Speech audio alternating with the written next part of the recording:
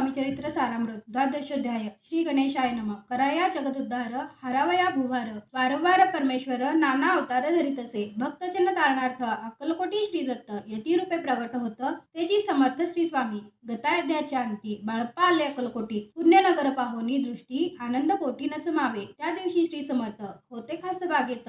यात्रा आली बहुत, गर्दी झाली श्री जवळी. बाळप्पाचे मानसी तेव्हाच चिंता पडली ऐशी. ऐशा गर्दीत आपणासी दर्शन कैसे होईल.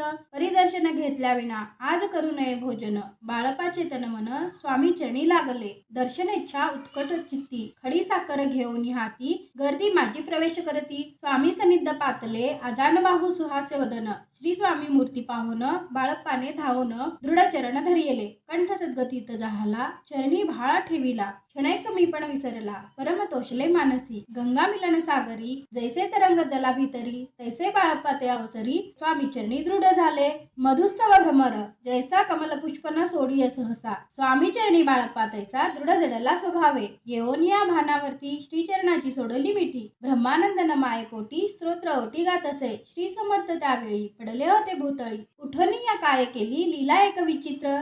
सर्व वृक्षासी आलिंगन दिले त्यांनी प्रेमे करून.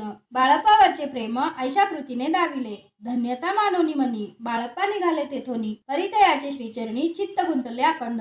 त्या सवे एक जहागीरदार ते होते बिराड्यावर. स्वयंपाक करोनी तयार म्हणती जाऊ दर्शना. बाळप्पा दर्शन करून आले बिराडी परतोन.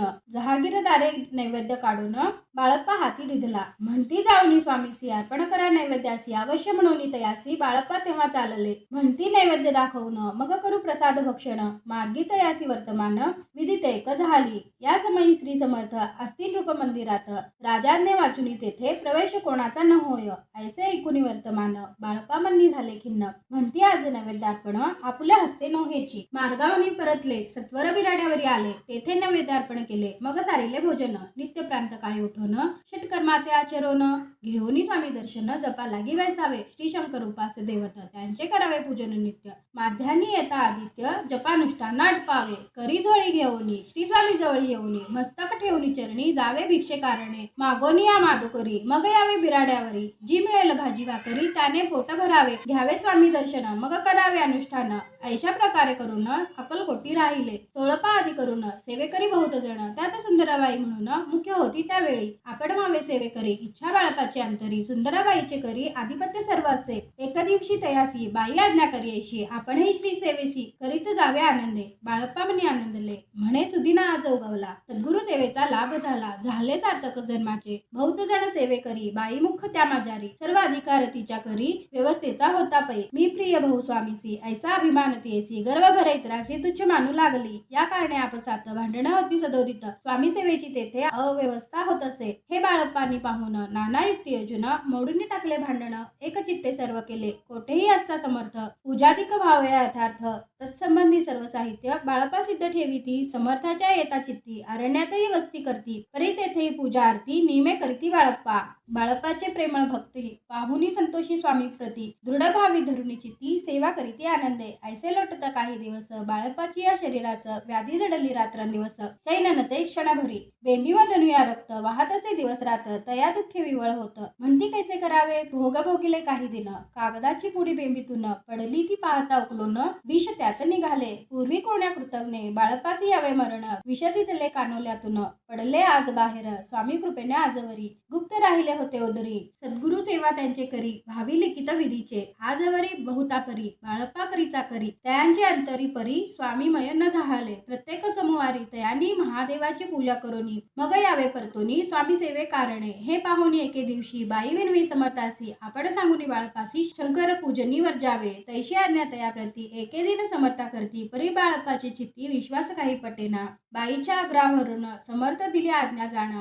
हे नसेल सत्यपूर्ण विनोद केला निश्चय. पूजा करणे उचित न करावी हेची सत्य. त्यापरी चिठ्ठ्या लिहित प्रश्न पाहत बाळप्पा. एक चिठ्ठी तयातुनी उचलोनी या पाहता वाचून. न करावे पूजन ते माझी लिहिलेसे. तेव्हा सर्व भ्रांती पिटली. स्वामी आद्या सत्य मानिली. ही भानगड पाहिली श्रीपाद भटजीने. समर्थांची पूर्ण भक्ती चोळपर नामे विख्यात. तयाचा जमात श्रीपाद भट्ट जाणीजे. स्वामी पुढे भक्तजन ठेवीती द्रव्यादी काढून. ते सुंदराबाई उचलून नेत असे सत्वर. त्यामुळे चोळपा प्रती होती, अल्प होई द्रव्य प्राप्ती. बाळप्पामुळे म्हणती नुकसान होते आपुले. तेव्हा जमात श्वशूर, उभयंता करीती विचार. बाळप्पा ते आता दूर, केले पाहिजे युक्तीने. श्रीपाद भट्ट एके दिवशी काय बोलती बाळपासी. दारापुत्र सोडोनी देशी, आपण येथे राहिला. आपण आल्यापासून आमचे होते नुकसान. ऐसे बोल ऐकून बाळप्पा मनी खिन्न झाला. बाळप्पा बोले वचन, तुमचे अन्न खाऊन करतो तुमचे नुकसान. व्यर्थ माझा जन्म हा. स्वामींनी मज आज्ञा द्यावी. मी जातो आपल्या गावी, परी तुम्ही युक्ती योजावी. आज्ञा होईल ऐशीची. श्रीपाद भट्ट एके दिवशी विचारिले समर्थासी, कुलदेवतेच्या दर्शनासी जावे ऐची बाळप्पा.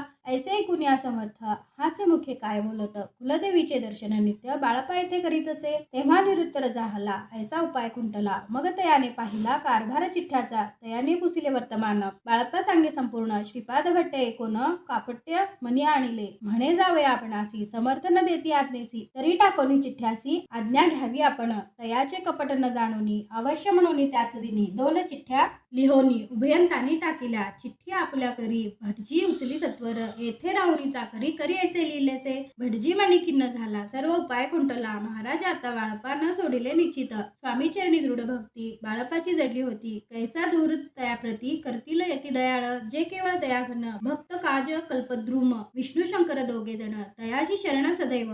इति श्री स्वामी चरित्र नाना प्राकृत कथा समत. सदा प्रेमळ परिसुत. 12 गोडहा. श्री राजाधिराज योगीराज. श्री स्वामी समर्थ महाराज अर्पणमस्तु. अवधूत चिंतन श्री गुरुदेव दत्त. श्री स्वामी समर्थ महाराज की जय.